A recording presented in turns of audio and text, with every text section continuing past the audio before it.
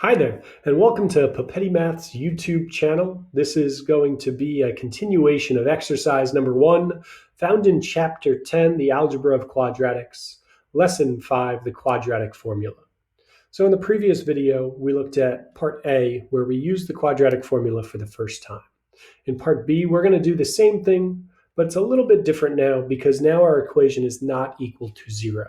So the first thing that you're going to want to do is get your equation to be equal to 0. So let's start off by subtracting 2 on both sides. So now that our equation will read 4x squared plus 8x plus 3 is equal to 0. Now that the equation is equal to 0, we know what our a value, our b value, and our c value are. The a value is going to be 4 in this case.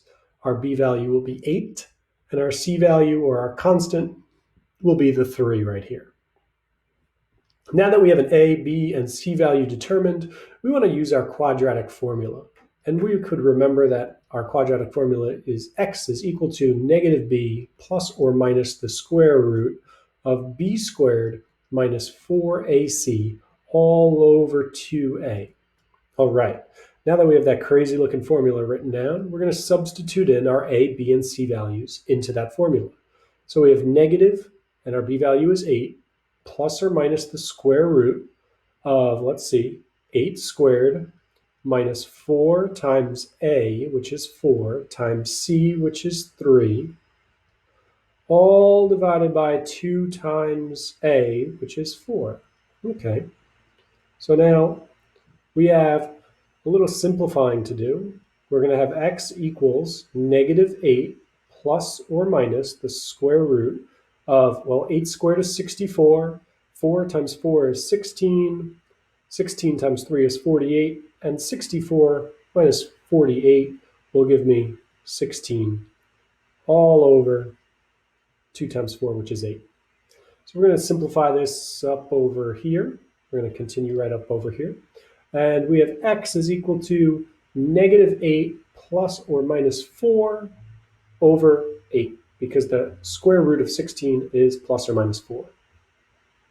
Now the last thing we could do is we could simplify this by doing the plus version of this and the minus version. So again, let's start with the minus one so we can list this out in least to greatest. So we have negative 8 minus 4. That will give us negative 12. And negative 12 divided by 8 would give us negative 1.5. If we do the plus method, where we go and read along the top of this line, we'd have negative 8 plus 4, which is negative 4, divided by 8, which will give us negative 1/2, or 0.5, whichever you prefer.